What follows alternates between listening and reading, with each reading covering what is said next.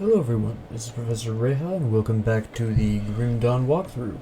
Now last time we didn't get to finish our itemization because the video was 2 hours at that point, so we'll finish that up this time really quick. Now originally I was going to equip the Consecrated Star, but we've switched to an elemental build so we don't need that right now.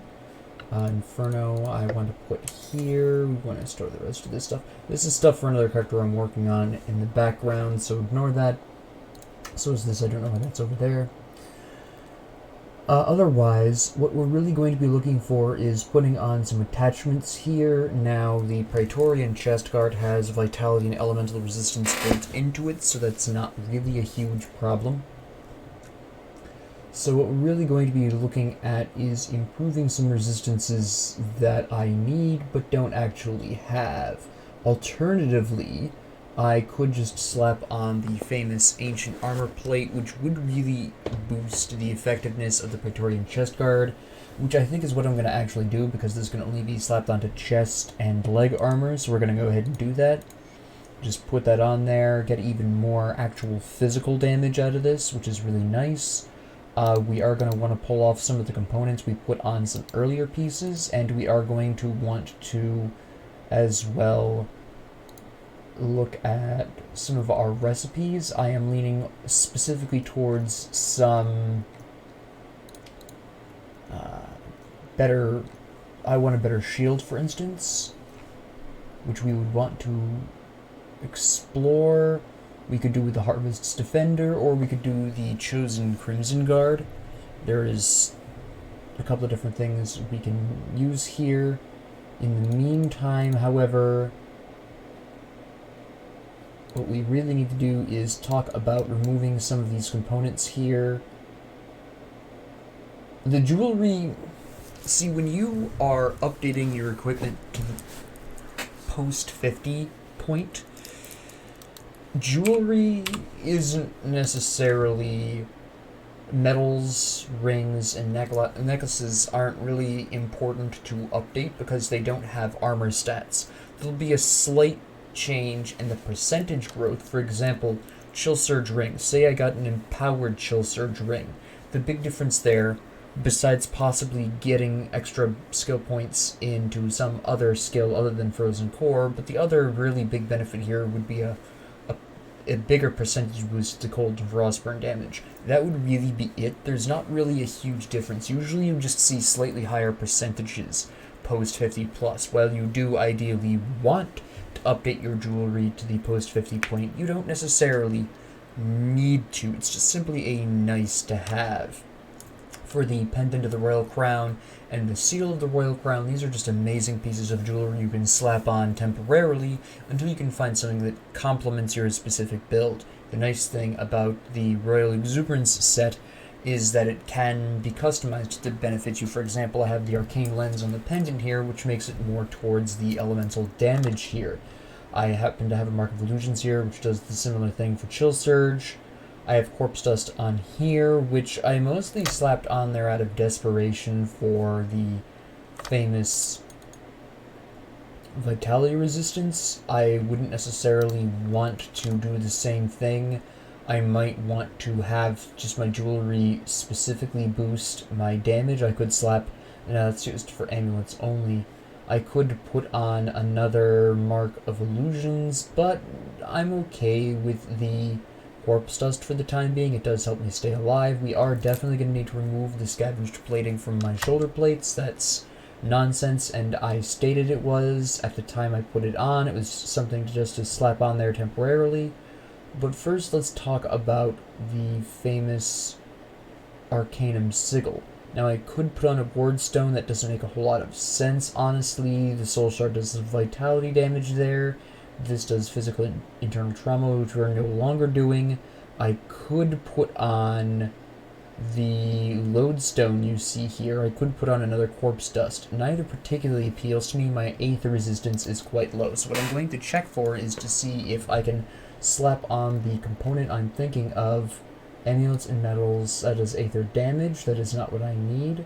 I need Aether resistance. Chaos damage. Still not what we're looking for.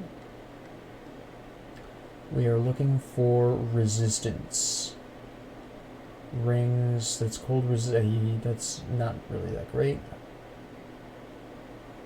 We're looking for ring, amulet, metal, physical damage. That's not bad that would have been good if I had been going into physical, but I'm not. I'm currently going into elemental. That's cold damage.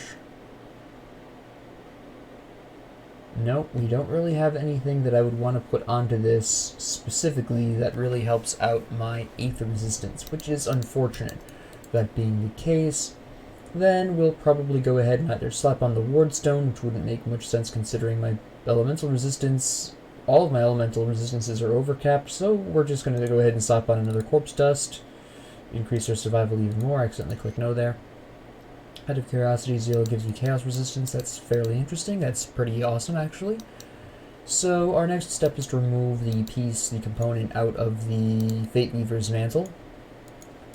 And we'll just go over to Darlet for this. We're going to salvage. We're going to keep item. We don't want to keep the add-on. We already have 50 of those, and the Fate Weaver's mantle is not exactly common.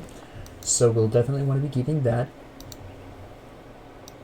And then we'll see about improvements here. Now we could go with the Silk Swatch that's Pierce and Bleeding Resistance, and this is ultimately what I'm going to... Well, no, actually, I think I can get the Aether Resistance I need on here, if I'm not mistaken. Let me check really quick, since I cannot remember where these things actually are located. That would be fairly interesting if I needed more Vitality, but I really don't. What I really need is the Aether Resistance. Now I know there's a component around here somewhere, I just can't remember if I can put it onto shoulder plates. That's the canker that gnaws. Apparently no. Okay, so in that particular case, we'll probably actually go with the... Where did that go? The Sanctified... I don't have the Chthonic Seals of Binding, so I guess we won't be going with the Sanctified Bone. We'll just go with the Silk Swatch. We already have one. It is some good resistances. It slightly overcaps me on piercing. That's fine. Gets me a little bit of nice bleeding resistance. I'm okay with it. It's not ideal, obviously. So let's talk about the remaining pieces of armor that we don't necessarily have at the level 50 point. Now, I can't really replace this because obviously this is a monster infrequent. You can't craft these. This is not a level 50 helmet, so let's see if we can get ourselves... Well, first off, there was a belt that I was looking to make. This one, which, well, I don't currently want to make that for obvious reasons. I believe it was actually the Bounty Hunter's Girdle. That's a really good belt. The question is, do I really need... probably not, actually. We're going to go ahead and skip that. I could have swapped out some stuff here, but it's really not that important. It's not quite as vitally necessary. So what we're going to do is, because I don't necessarily think that we're going to get the kind of reputation level that we need, we're going to go back over here and we're going to go into the tomb. It'll be a fairly quick trip. We're going to ignore some of these guys. Actually, it's probably not a smart idea at this time. We'll just whack our way through here really quick, though. There we go. You'll see me doing quite a little bit more damage here with my abilities. Cadence is hitting a little harder. That's all from Iskandras. We'll wait these guys out really quick. I move a little slower because of some of the changes, which is fine. Movement speed... Unless you're doing a speed run of this game, movement speed isn't that important. Yes, it can get you through the game faster, obviously, but survival will get you through the game faster than movement speed will, in all honesty. There's never been a moment where I've been like, you know, I'm really glad I have that movement speed. It really saved my life there. I've never had a moment like that, and I've played this game a lot. So, yeah, movement speed is sort of a... Oh, that's nice, but it's not something you're going to be like, oh man, this pair of shoes is really too slow for me. I really need to upgrade these for better movement speed. No one says that. At least I really hope no one says that, because movement speed is, out of everything that you can equip for, it's unnecessary. It really is. Now, another bonus reason why I'm going through here is because, oh, well, I'm going back to the Tomb of Korvac, I think it is? I can't remember his name, is because I'm hoping I will find some level 50 drops in a safer location. You can see these guys are level 50, but they're not as threatening as the enemies in these types of Torment. They're not quite that level of high. So there is a decent chance that I'll get at least some green equipment that might be better drop. So that's really a hopeful thing for me, especially since now that I have passed, and probably you have passed through the steps of Torment at just below level 50, theoretically speaking, since we won't be needing to go back there for any reason at all, at least not this run, we can pretty much safely go and just go absolutely ballistic with leveling, since eventually we'll want to get to, or get through another location which we'll want to be roughly level 74, ideally.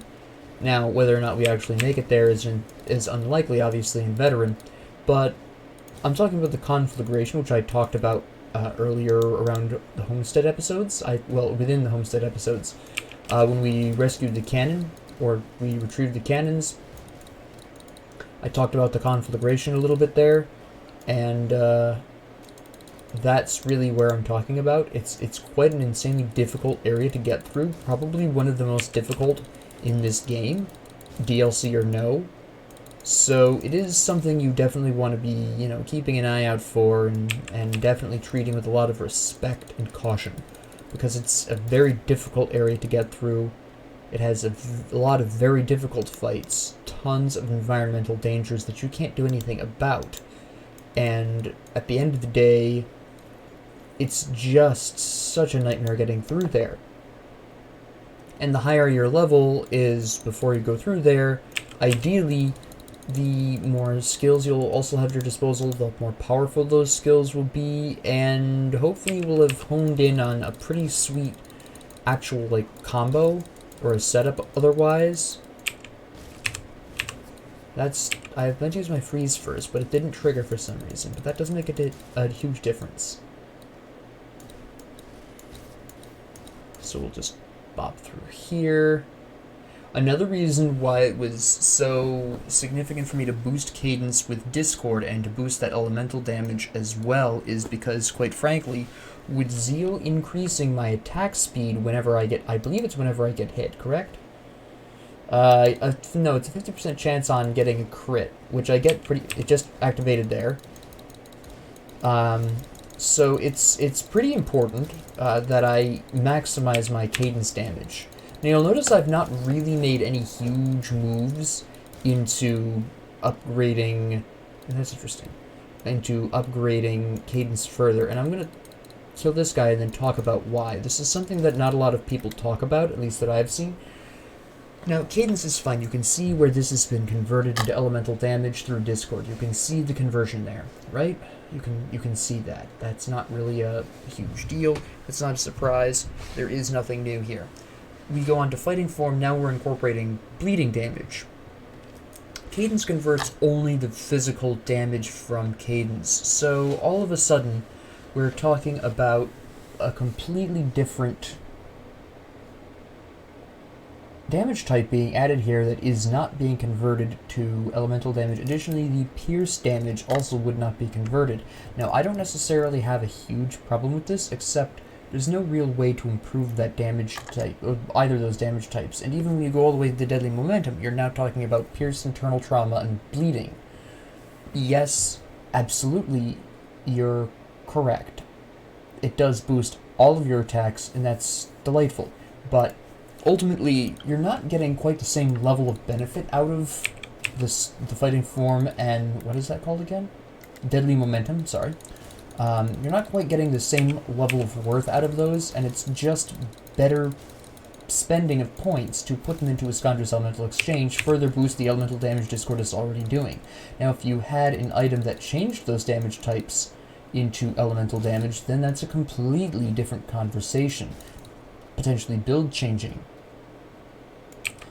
Or otherwise, if you are going for a physical heavy build and you want that internal trauma damage present there because of whatever, you're kind of doing that elemental / physical damage build that I was talking about, heavily relying on Cadence and Electra's Flash Freeze.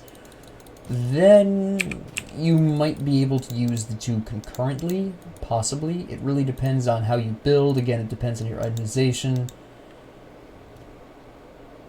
But you can't rely on that, and I certainly don't have those things now. So at this particular point in time, I'm probably going to just leave Cadence the way it is. There's not really a huge point. I also am finding that with Maiven's Sphere, even as low as it is, it's only providing me 10%. I'm not really needing to use Overguard as much.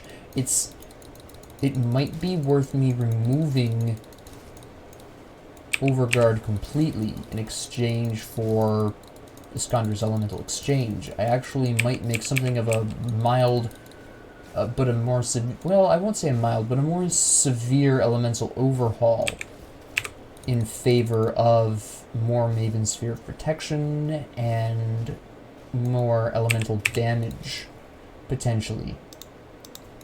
It might be worth the boosts, possibly. That remains to be seen, but we could definitely be a bit more aggressive on the elemental damage here if I really wanted to be. Definitely not currently looking at the physical damage, so I could absolutely do something pretty extreme. It actually might be worthwhile to test that out. Hold on. I'm actually going to use the Tomb of the Archon, thank you, to test this idea out. So if you'll give me just a second, so I can talk about my idea in a little bit more detail. But we'll use this tomb as a test run. A nice self-contained area. We know the enemies are slightly higher than me, so this makes for an excellent test run. We'll sell these things, because offhands, obviously, this is for pets. This does too much piercing damage. Now I say too much piercing damage because I've already converted all of my damage type over to elemental. We understand this. This is fairly interesting. But it offers me no good resistances and the armor is too low, so for the purposes, it's useless. I have like 1 million of these now, so I don't really need these. But what I'm going to talk about really quick is the pierce damage. This is the only way that the soldier has of increasing pierce damage, and the only reliable amounts of piercing damage are from Forcewave and its future benefactors, and fighting form onwards in the cadence line. A blind side does not, and I think this might in the second round. It does not, never mind. This doesn't. That just does percentage of health, which is still really awesome, don't get me wrong, but there's not enough pierce damage going on here where that axe will pull its weight. So what we're going to do is a fairly bold move. This is what we call a pro gamer move. We're going to pull out Overguard. And I'm even going to make the more controversial decision and pull all the way back here. So we can maximize this. Make sure nothing fell off from... Okay, nothing did. And then we're going to go into more overload. And what this is going to do is two things. First off, you will probably have noticed that later on we get burn damage on this. Great. But you will also have noticed that we have frostburn damage on this, or that lasts a certain amount of time. This is going to boost that quite a lot. It also gives me free Aether resistance, which will come in handy very soon. So at this particular junction, I might get rid of Mirror of Ereoctes, but I don't see how that would particularly benefit me at this time. I don't see that as being a smart move at this... Pull that out, 4 points there. Could put some into Trozans. Could put some into Panetti's, but for the time being, I'm going to leave that the way it is. Going to make sure that there's no skills that I might want to equip. No, we're good. Okay. So yeah, we're going to focus much more heavily on the Maven Sphere. We have the elemental damage on there. Again, there's a decent chance I'll be switching this around as time goes on, but overall, I'm not particularly concerned about it.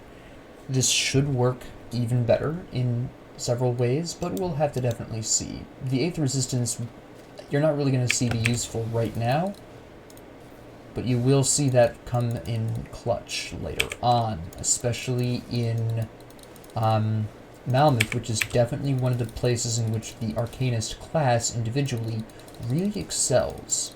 It's quite remarkable. So, with that being said, You can see where I'm doing so much more damage with cadence now in the single hits. I almost wiped that guy out in a single shot before it would only take half. So we are doing more damage. Not supremely huge, much more amounts of damage, but definitely noticeable amount where we're really busting out the kind of damage we would want to see. We haven't even hit Menhir's Will yet, so that's fairly interesting. They keep spawning skeletons. We don't want this. Besides the fact that we also have we have the turtle shell, we've got a couple of other passive effects triggering. We are having just a good old time to Magdrogan Sigil. Interesting. I'm going to save that up actually for the Shaman. I have a Shaman Occultist I'm working on right now as a prototype idea that I haven't played with in a really long time. A bleeding focused, half pet, half personal Occultist Shaman. It's an interesting idea. I got the inspiration from Berog's Bloody Arms boosts. Specifically does bleeding damage and boosts Bloody Pox, and it adds extra bleeding damage to Savagery. And between Occultist and Shaman, the only ultimate skill that boosted bleeding was the Primal Bond. So that's the kind of hybrid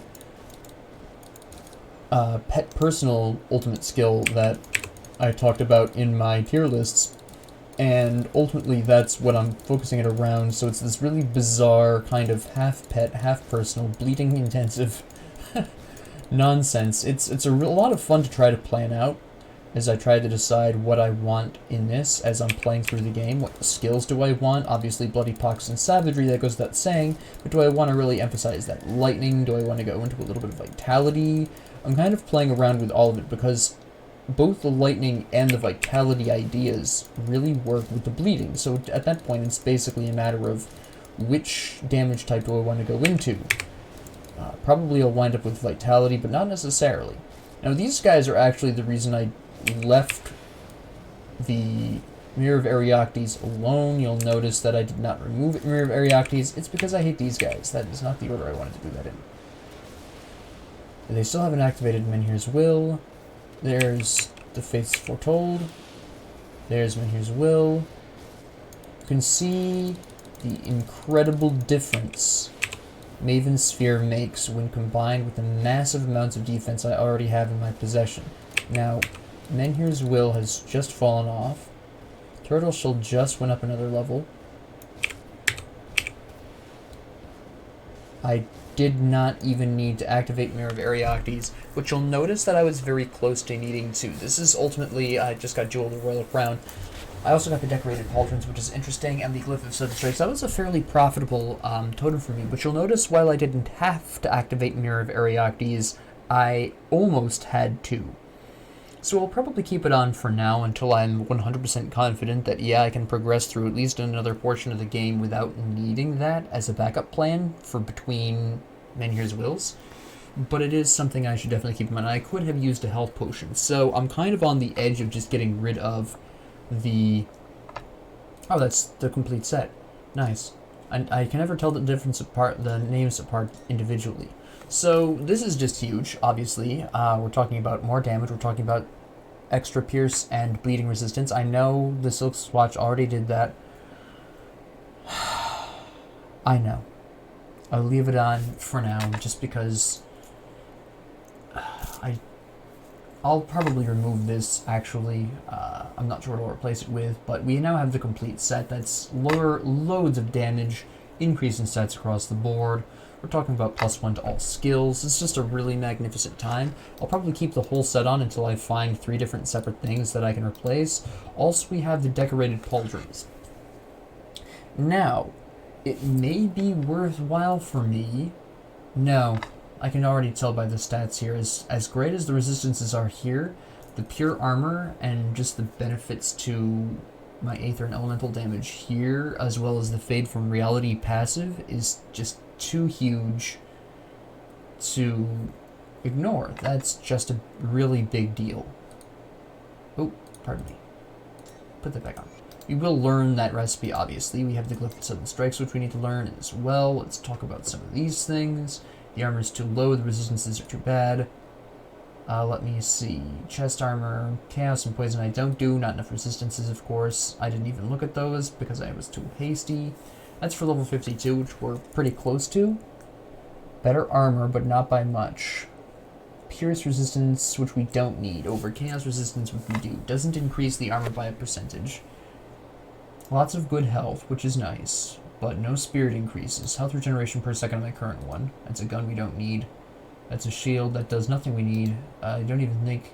It does increase vitality and chaos resistance, which is fairly nice, but it does not offer me anything else.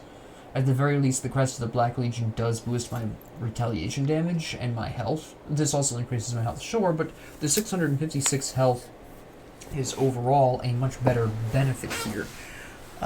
To demonstrate, watch my health when well, I can't equip this because it's level 53, so we're going to have to type this out. So let's say I dropped down, let's round this down to say, let's say when I swapped out the Crest of the Black Legion, I go down to 5,000 just to keep this an even number for simplicity's sake. And then I equip the Vigorous Assault Kite Shield. That's 7% of 5,000, which is easy enough to math out. 7% of 1,000 is 70, times 5 is 35. So you get a grand whopping hairy total of... Well, I'm sorry, it's 350 health. Pardon me, not 35. 350. I forgot to put the 0 back in. It's 350 health. You can see that it's almost half the amount of health that the Crest of the Black Legion is going through. So we really don't need that. I really need to remember to not drop my zeros. I do that all the time. I don't do chaos and bleeding damage. I could do bleeding, but I cannot do chaos. This is interesting. This is an interesting shield.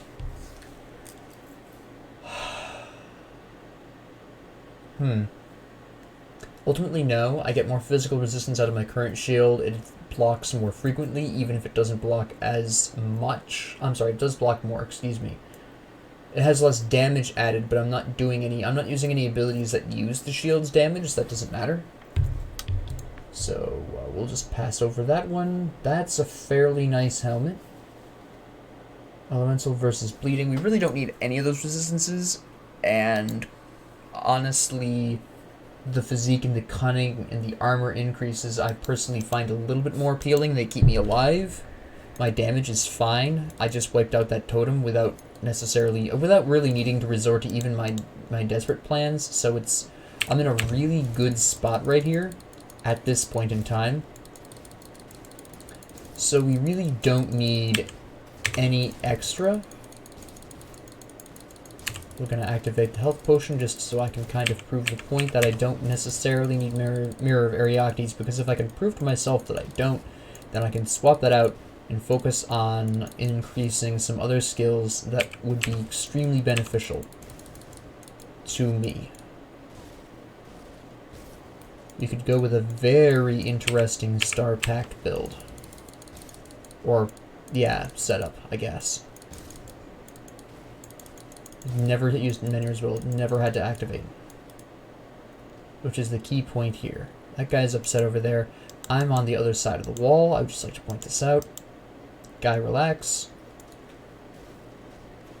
Alright, there we go. This is a pretty quick jaunt, honestly. Hold on. We need this. And blast through here. And we'll whack our way through here. Whack through these guys. Potion. Fates Untold. Never activates Electrodes first. Well, I won't say never. It sometimes doesn't activate Electrodes first. I get interrupted while doing the flash freeze and then it just decides not to. So that's always good. Alright, so. Wait, hold on. Oh, you're over. That's why. There we go. And we'll just whack our way through these people. It's not a terribly difficult dungeon if you have the right resistances, and I have such high resistances right now. Now you also will probably have noticed that I'm not particularly concerned at this point about overcapping. I've kind of become fairly lax about that, where I was much more vigilant about not overcapping earlier.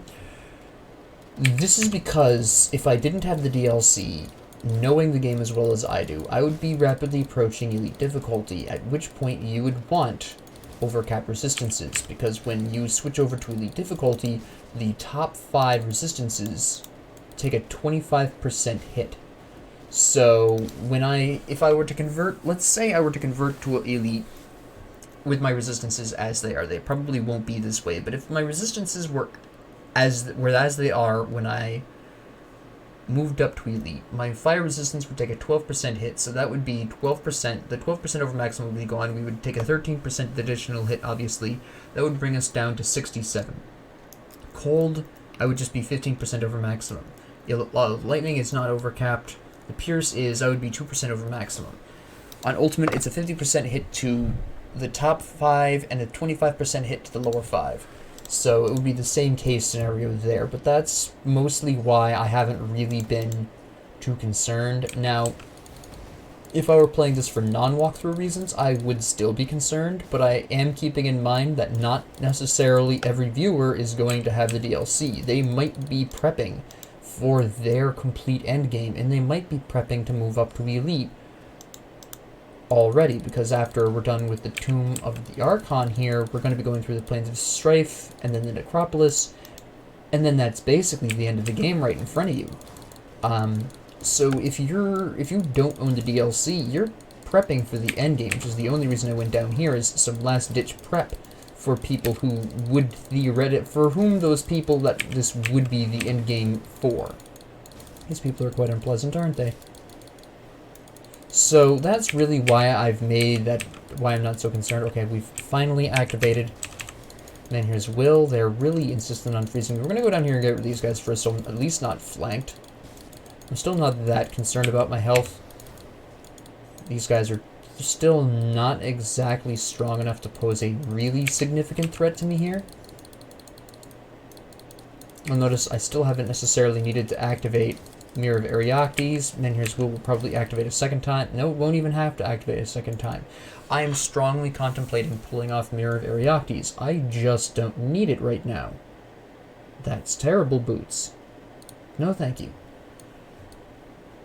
But yeah, I just don't need the Mirror of Ereoctes. It's really not pulling its weight. I'll wait until the boss of this location just to make 100% sure I don't need it, but it's the way things are shaping up now, I just don't. It's just not something I necessarily need. We're going to go over here and take care of this priest really quick. He is healing like a lunatic. There we go. So yeah, I'll be pulling that off because it's just not something I'm needing at this particular junction. It might be something I would want to put back on if I was preparing for a key dungeon, but it'll be a little while yet before I even think about tackling those, so I'm not going to. So with that particular statement being said, that's not something I need. Sometimes I have to check the map in these places even though they're small because I have to remember where the door is, because the architecture in this and a couple of other places very similar looking to this all looks the same to me. So I know some people would be like, well, that's a, oh, they reused assets. Yes, they did. That's fine. Well, I can't necessarily guarantee that they reused assets. I think these walls are slightly different, but they have the same overall look of, oh look, stone, which I don't mind because honestly, if these particular tombs were built in real life, we would be using the same stone for all of them anyways, or at least whatever local stone is available. So it's the same. Yes, it's the same because it would be realistically the same even in real life. You think the pyramids are made out of different stones? Nah. And yet we find those fascinating. So, I don't really have a problem with a game necessarily using the same texture for walls or whatever, because often a lot of times it just would be like that in real life, despite people's rather contrary opinions that it wouldn't be. So I think I'm fairly confident at this point, just skeletons are randomly spawning around me, besides the fact they're not really worth the time, these basic skeletons anyways, so we're just going to ignore them and pretend they didn't happen at all. And then we're just going to waltz in here, blast you people to smithereens, and whack you, boom.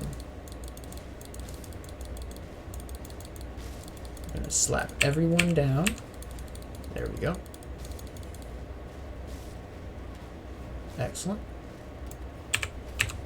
Blam. Okay, good. Yeah, Blight, that's automatically, at the very least, poison, probably some vitality as well. Now, there's a secret passage somewhere around here. I can't remember off the top of my head. Doesn't matter. I'm pretty sure that you have to be on the quest for that. Ultimately, it makes no difference. There would normally be a boss here. I forgot that the boss doesn't spawn if you're not actually on the quest to recover the ashes of some dead guy. So, wait, hold on. Was that a potentially useful metal? Fire.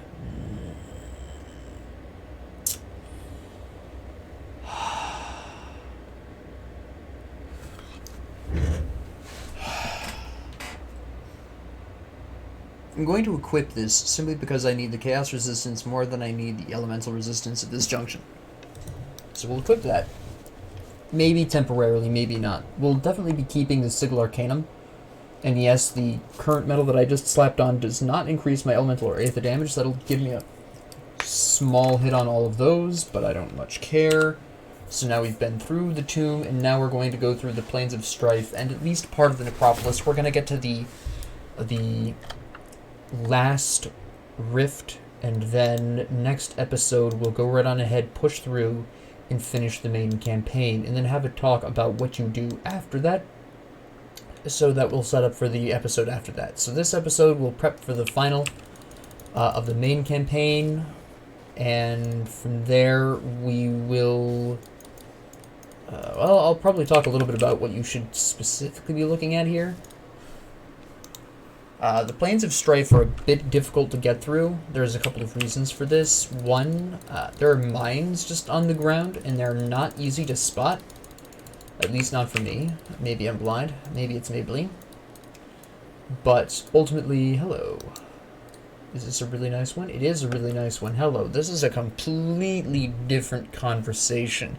Now, we have pierce and bleeding resistance out the wazoo at this point. We're clearly overcapping on that. We don't need the elemental resistance, certainly. But the benefits here are absolutely insane. We have, first off, more armor. We have big increase in health. We've got a small increase in offensive and defensive ability. We have quite the spike in defensive ability. We have enhancements to the very useful Warcry. And of course, we have boosts to Iskandra's Elemental Exchange, and I believe, yes, Overload. So we will be putting that on. That is a big yes. Alright, so I forgot to swap out the Mirror of Ereoctes, but let's use these guys as one final test. Here's Menhir's Will. Yeah. Yeah.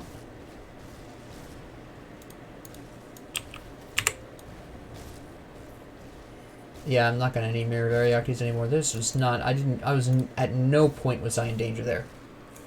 At no point was there a problem. Alright, we're gonna go back and we're gonna swap out Mirror of Ereoctes. Pardon me, sir. I just don't need it at this point. I can do better. It's, at this particular junction, I can make use of those points better by increasing my damage output.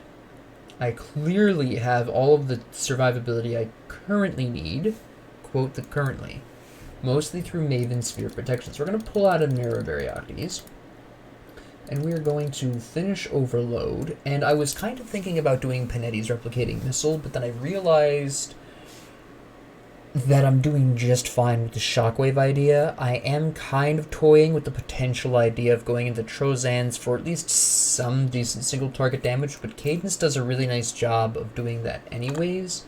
I'm not necessarily sure I need this, especially since I'm not too fond of this particular segment, the Shattered Star. It's not exactly a great enhancement, but we'll definitely see. I'll probably grab some points in that just because it is going to be boosted by my Spectral Bludgeon, which I forgot to put an attachment on, and I really should have. That's on me.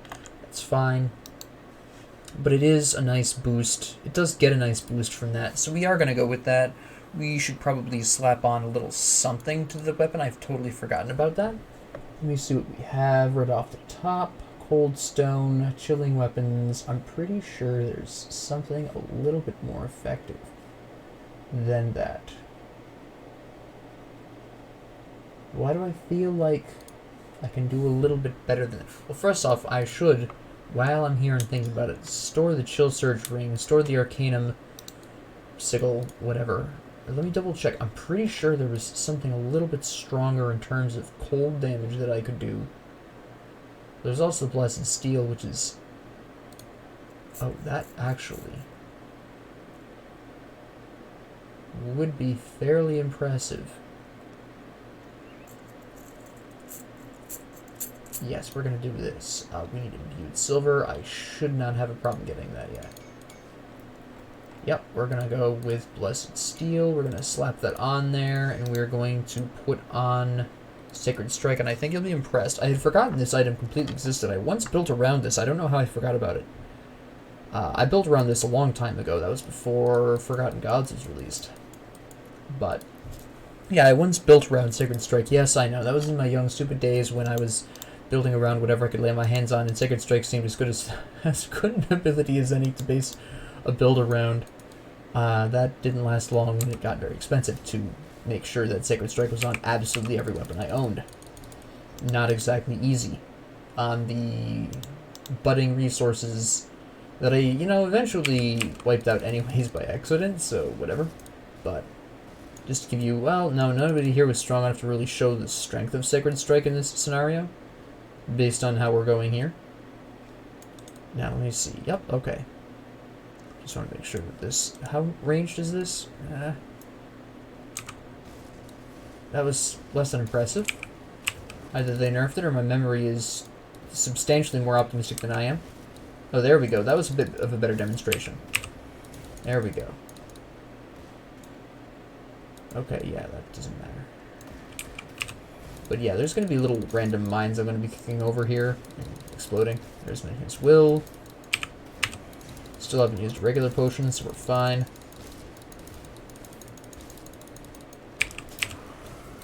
Just blast all you guys. Now, there will be another one of those chthonic rifts that I'm not going to go into because at this point in time, it's not exactly the best idea. Yeah, it's a two-handed gun. It's really cool looking. It sounds amazing, and it is amazing. Don't get me wrong, but I'm not going to go into the guns. I don't want a gun character this time. Maybe next character, but I don't want this character to have guns. I just don't. We're gonna go pure and clean. So, just a pure, clean, simple, single-hand weapon and shields. So, yeah, the Plains of Strife definitely are. They're a little bit of a maze. They're a little bit pained to get through. We're gonna Sacred Strike you. That was okay. Hit you with the shield slam. There we go. Blast, blast, boom. There we go. Oh, a hero. I did not want to use that in that order. I accidentally used my health potion, which was not good. But we sealed. Then here's Will still going. Not even an issue. Alright, so... If I did vitality damage and wanted to convert it, that would be okay. Interesting helmet. Resistances are a little better, but the armor isn't as good. And I get more overall defensive boosts for my current helmets. So we're just going to pass right over that one. You may recognize that as a derivative of something or a stronger version of something I had once equipped. Nope. And interesting. Vitality damage, which I don't do enough of to make that worth. So we're overall going to skip that, but let's see what's popping up here. Just some guys fighting. These are my people, actually. Which is nice. They do occasionally, these guys will occasionally make things a little faster for you. Doesn't change the fact that the Plains of Strife are a hideously mine-ridden abomination of a location, and I get lost here quite frequently, which is why you'll be seeing it. Wait, hold on. We actually see these here. I actually noticed them in time. These are the mines. This is a really good reason to remove Blitz, if not permanently, then temporarily, or other dashing skills like it, because you will run over these and trip them while you're trying to blitz some other guy. Also, if you run pets, this is going to be the bane of your existence because your pets will leap at every opportunity to end their lives and yours on these mines. No hesitation, no sense of self-preservation, nothing. They will absolutely get themselves killed. Alright, so we have this guy. This could be a bit interesting. This is a weaker version of the guy we fought at the Conflagration, but he's not weaker by much.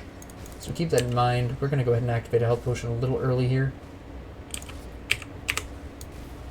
Wipe this guy out. Cadence this fool. Drop some. That was fairly useless because it's only level 8. And then here's Will activates. I could have activated another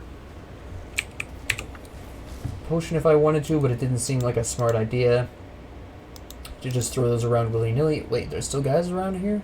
Oh, kill some of them at the last possible second. Not a huge deal.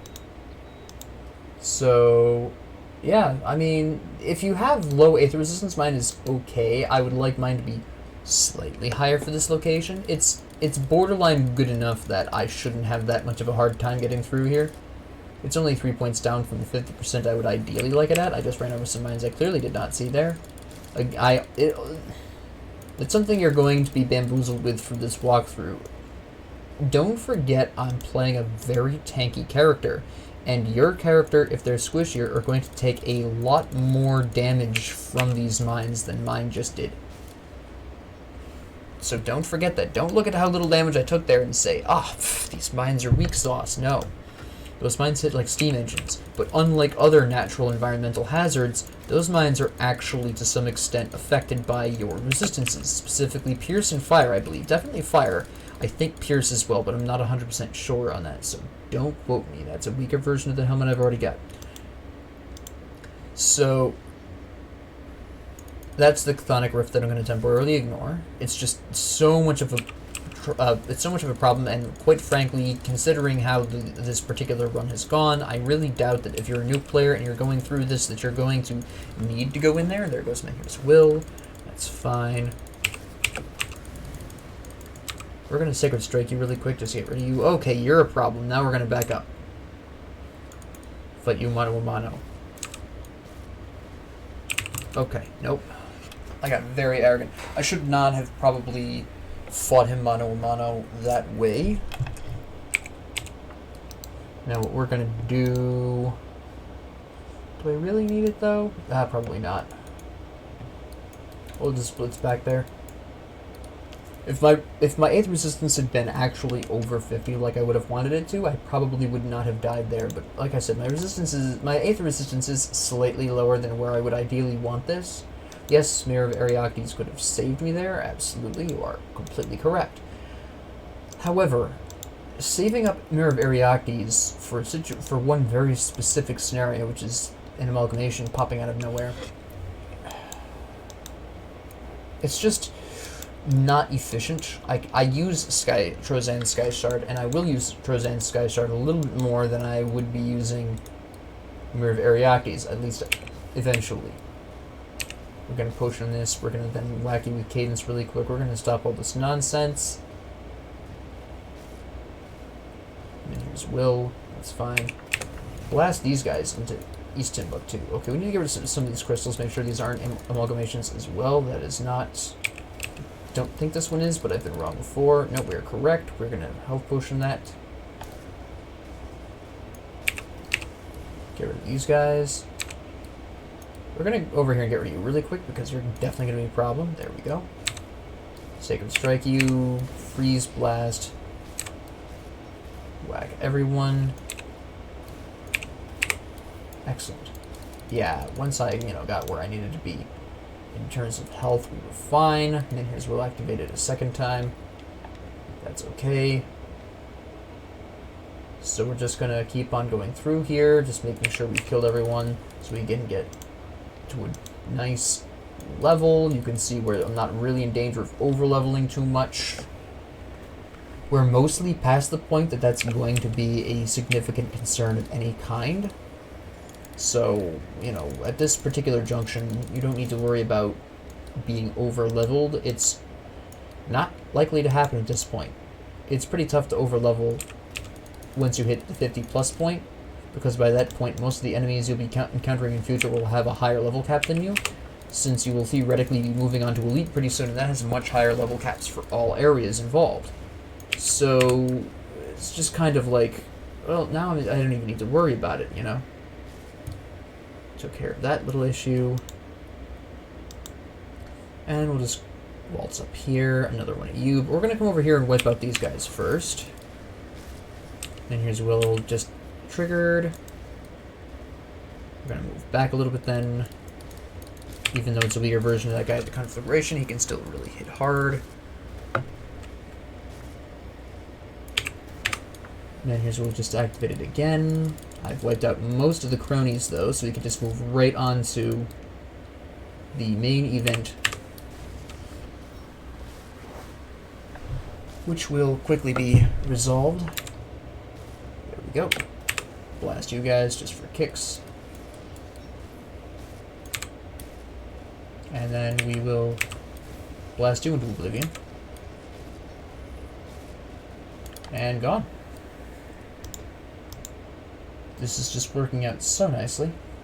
But that one death notwithstanding. I also could wish for a couple more skill points to boost Trozan's a little bit higher with, but that'll work itself out eventually. Now you may have noticed, if you were paying attention last episode, that I only got 2 skill points out of level 51. That's something I had not mentioned up until now. From levels 1 through 50, you get 3 skill points. From levels 51 through 90, you get 2. From 90 to 100, the max level, you get 1. The idea generally is that you should have a pretty good idea of where your build is by now. Now, if you have enough money, like I have 250 plus grand. Interesting.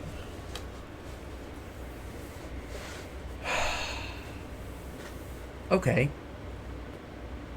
So this is worth considering here. There's a couple of reasons why this is worth considering. One, obviously, it's level 50, so this is really where we want to be talking about. Now, what this means, specifically, is as nice as the Spectral Bludgeon really is, keep in mind that this is the superior Mutant Bludgeon of Alacrity is increasing my damage by 230, including the various boosts from Iskandra's Elemental Exchange. Keep that in mind. Now, what we could do is the most fascinating. Alright. I think we can make this work really well. We're going to have a small readjustment. I know I readjust things quite a bit, but that's part of the thrill. This is why I like playing the game. I can, at the drop of a hat, just completely rework my whole life, my whole build. So we're going to put this first off. We are going to store this Chilled Bludgeon. It is too interesting to not do that with. I think we have everything we need here. There is this. No, there's a better version. There's a bigger claw that also improves internal trauma damage that I'm going to want. Where did that go? I can never remember the name of it. It's not it. Where is this? I know it exists. Sometimes I imagine certain components exist, but this one I know exists. I just can't remember the name of it. There it is, the Severed Claw. Boom.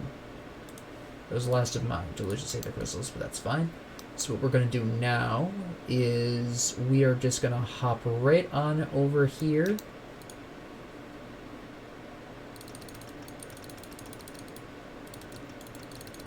Pull all these out. Pull out that. Forcewave all the way. Good. Now,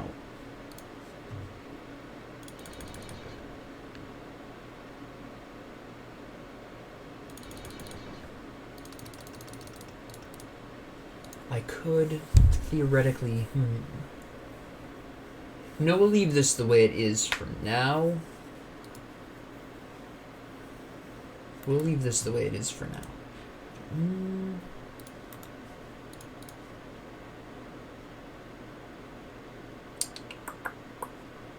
Nah, we're fine.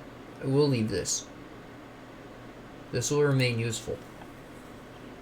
the way it is. I'm not going to put Overguard back on quite at this moment. You know, I never did put on an attachment for this, did I? Whoops. Probably need a little... I'm going to put on a Corpse Dust. I need a little bit more Vitality resistance for the coming swaths of chthonic enemies. So we're going to go ahead with the nice substantial amounts of physical damage. We're going to go pretty heavy into Forcewave here. We're going to put Maven's back on. Oh, I just took it off by accident. Fine here. So, essentially, we're going into this highly fascinating... I may actually go into fighting form now that I have this Rending Force. I could definitely see that being much more viable. But I want to keep the Alexa's Flash Freeze and the Kalidor's Temps because I can absolutely see those remaining useful for the duration. Especially since they just clear out enemies so well. Activate that really quick. I have so many different ways of keeping people off me now. That's right, get stunned.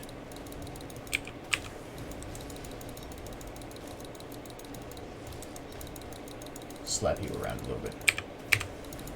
Nice. Alright, you're down. We'll activate a health potion. Use an energy potion. Stun. Freeze. Blast. Beautiful. Stun. Then here's Will activates again. Stun. I feel like my Severed Claw came with an ability that I haven't put on. Hold on. Brutal Slam, yes. Yep, alright. And we're just gonna whack our way through the rest. Not even a problem.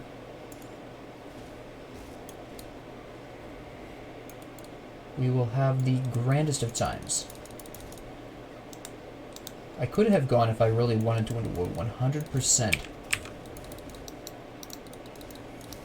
I still could. Theoretically speaking. Worth a thought.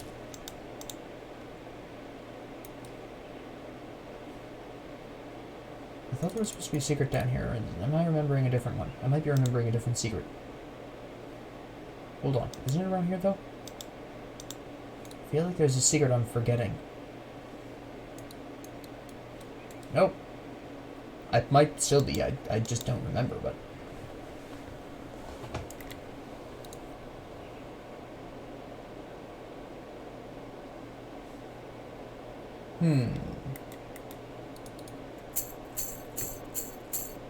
The possibilities.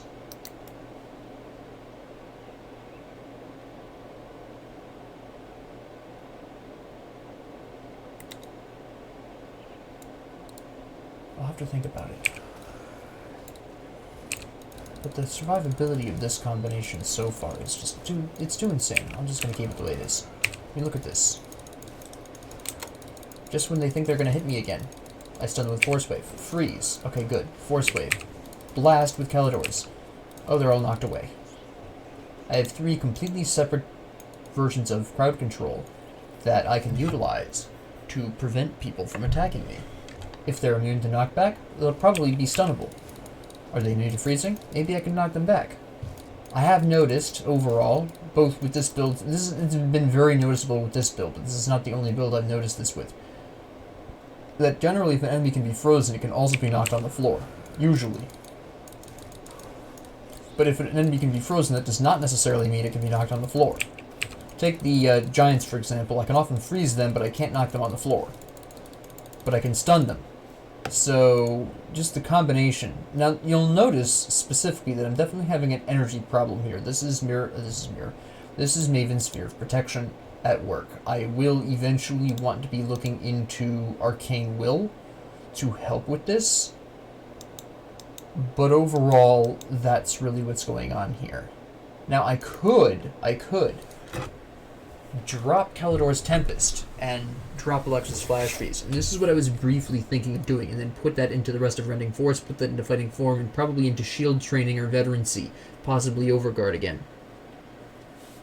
Or possibly I could drop Calidor's Tempest and Alexa's Flash Freeze, grab Arcane Will, and finish up Rending Force and go into Fighting Form. But ultimately, this is something I did not do because a large amount of my survivability depends on the fact that I can keep people from attacking me at all. This is why I was able to remove Mirror of Ereoctes so effectively. It really helped me in the Steps of Torment. This is true, but the Steps of Torment, as I stated at that time, I knew were going to be a really heavy-duty combat. It was going to be a tough fight, and I knew that. So that was why I needed it there, where I don't necessarily need it here. If you can clear the Steps of Torment, there's a really good chance you will emerge prepped and ready for the end game. And all the rest of this episode is basically me double-checking this idea. Not good enough. So that's really what this is doing. Now, this build isn't 100% efficient. If I were going to go 100% efficient, I would have rushed to an ultimate skill and built around that at the very least. But the reason why I did not or have not needed to is simply because it's just not necessary. Now, what I am going to have to do, I am noticing this being a rather consistent problem. I am going to have to do something about my energy reserves sooner rather than later. This is definitely a problem. I have made a very small error in terms of energy reserves. It takes me too long to get them back up to where I need them to be. There's Menhir's Will. I wouldn't have even needed that if I had the energy reserves I would ideally want. Will stun you.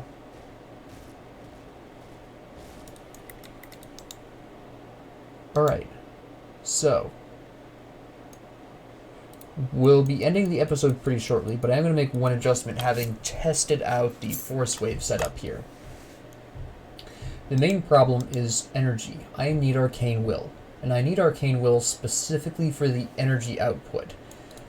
Now, alternatively, and this is a fairly interesting idea, I could drop Rending Force, go back into Escandras. The problem with this is that in order to maximize my damage output at that point, I would want to go back into Discord, which I don't necessarily want to do. So we're going to pull out the stuff here from Rending Force. We are at the very least going to... Actually, we can go a little bit farther and pull at least back to here. Go into Arcane Will here. Now I have to decide, what do I specifically want to go into next? Do I want to push forward a little bit more, see if I can get Absolute Zero, which is a completely interesting idea. I could really make that work. Quite spectacularly. And then we're getting some really sweet physical resistance down. Now, the reason why I'm going into this specific direction is because this is doing pure physical, this is doing pure physical. So this reducing the physical resistance of my enemies is a pretty big deal. Now, I will be also looking to get into Inferno as well. Overall, this is a really good play. I have Forcewave, it's fine. It's fantastic. Now, the reason you might be thinking, well, if you really wanted to commit to this, you could drop Menhir's Will and Military Conditioning, but no. If I ever want to switch back to an elemental build, I need to at least have ready access to Discord. So, if you're going with the Soldier Arcanist combination, you really want to at least be at Stage 2 Soldier, or Level 5 Soldier if you want to use that term. Because you need ready access to Discord, and Menhir's Will and Military Conditioning are too useful to not incorporate into your build. These two are, pretty much any time I build this combination, these two are here because they're just so amazing.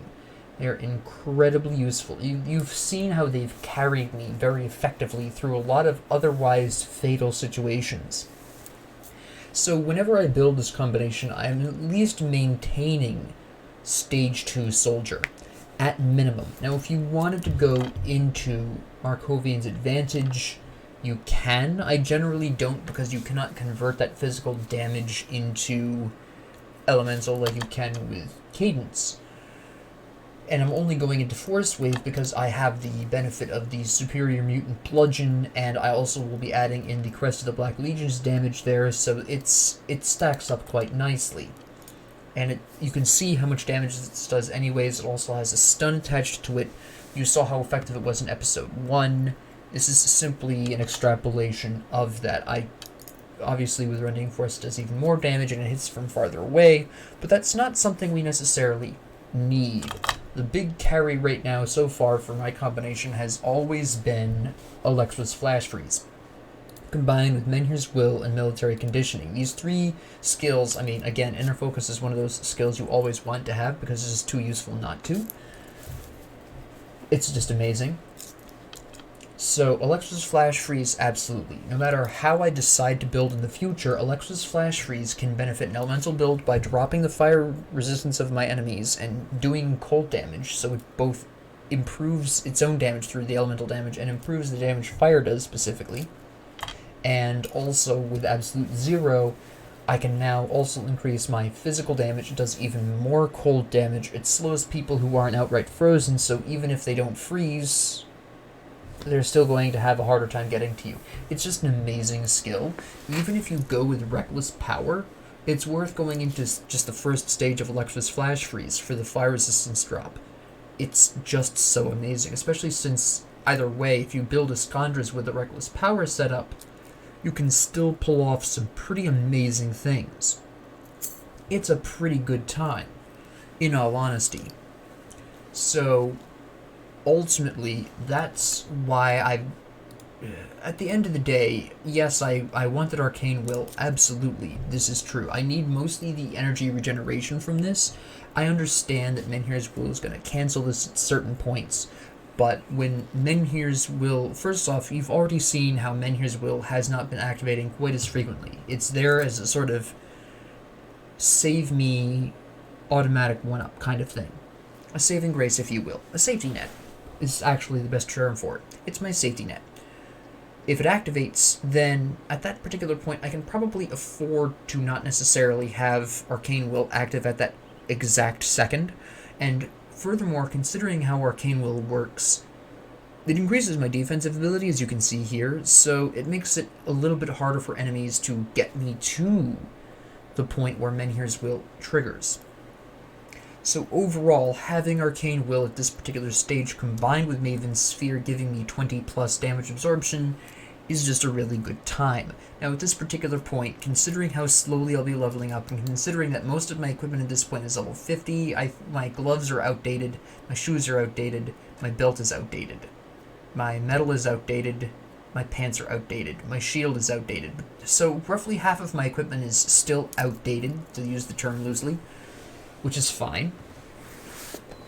Overall, I can overcome this. This can be turned around. Now, yes, theoretically I'm not using any of the advantages of the Flesh-Warped Cask. I might in future. I could go back to Escandras. I might go all the way to Warcry.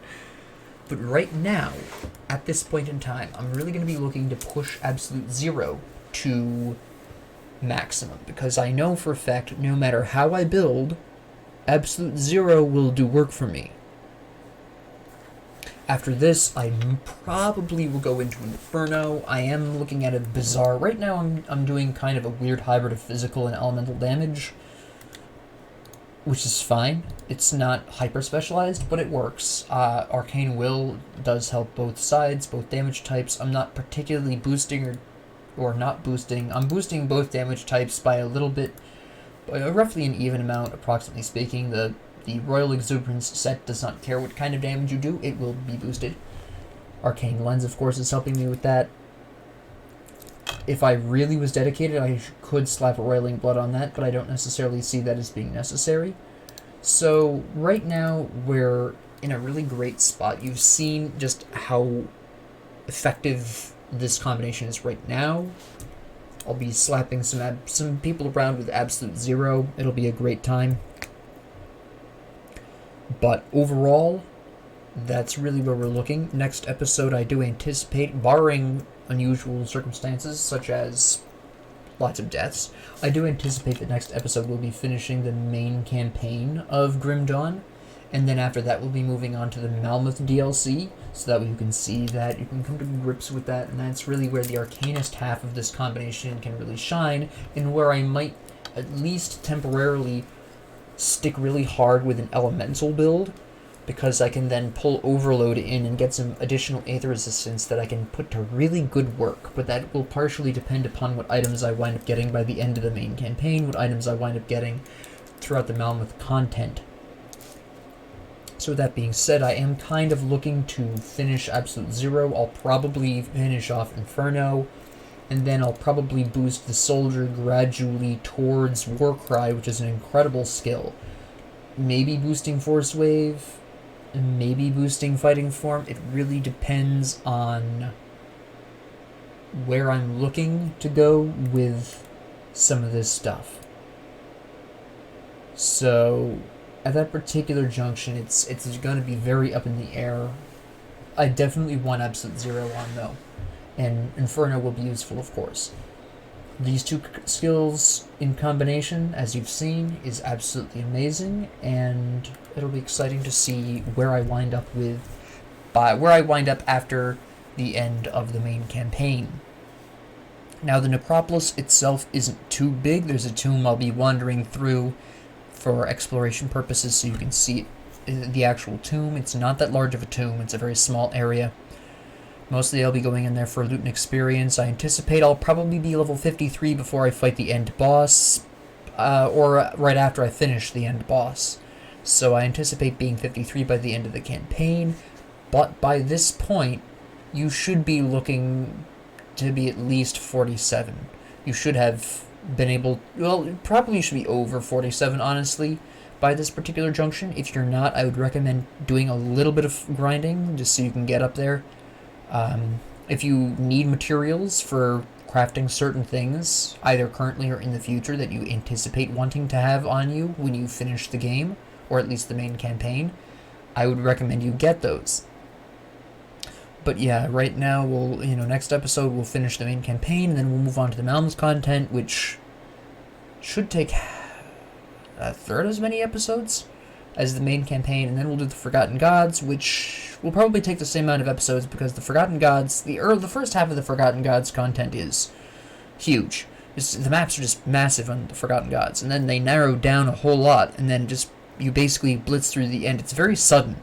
About halfway through the Forgotten Gods DLC, the area's cut in half in terms of size, and the enemy density just increases. So we've already proven with this build that enemy density is not a problem. So we'll just be basically blasting our way through everyone and their brother at that point, and we can just absolutely tackle whatever. So with that being said, thank you all very much for joining me on this adventure.